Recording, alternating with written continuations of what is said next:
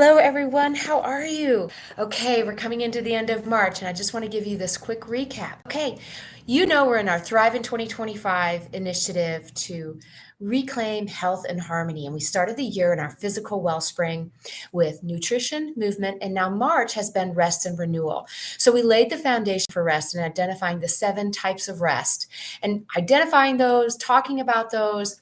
And then we went into a week of daily renewal. How can we apply those 7 types of rest into our daily lives so that we feel renewed throughout the day? And now we are on our week of focusing on sleep. Sleep is the most underutilized, yet the most powerful wellness tool we have. It's the first thing that tends to go in our busy lives.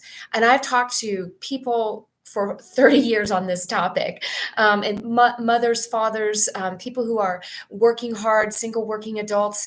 And it does seem be the thing we tend to sacrifice. Yet sleep is one of the most critical components to our health and well-being, our cognitive function, our mental health, illness and disease prevention. If anything has come out over the last 8 to 10 years, it's the connection with sleep and weight gain, obesity, diabetes, and high blood pressure.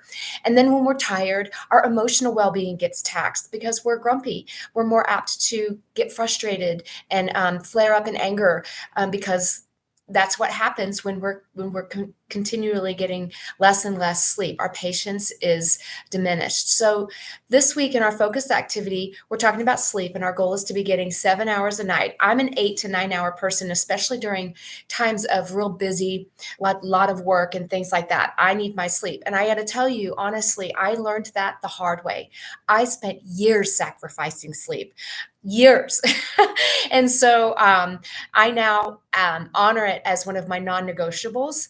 And I've talked about that in Wellness Wires in the past. And I think if there's one thing I would love for you to take away from this March focus on rest and renewal is that your rest is a non-negotiable.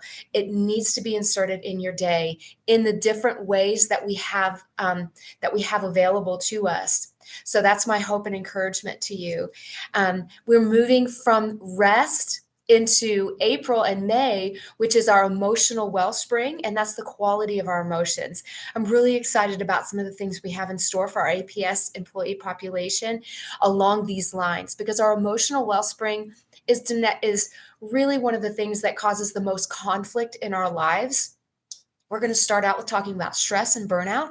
We have a new stress and burnout program that we're launching with a companion burnout support group. So I encourage you to get onto your APS wellness site. It's the aps.edu/wellness to look at what we have coming up in April. It's going to be, I really hope for you that it's going to be something that will kind of change the trajectory for you along emotional well-being. So that's your recap here of March and what we have coming in April and May. And the 8 ball, if you use the magic 8 ball, I use this in meetings all the time. I did ask the 8 ball if you were going to participate, and it said, it is decidedly so. So get on there and let's start thriving and reclaim our health and harmony. Thank you, and have a wonderful, blessed day.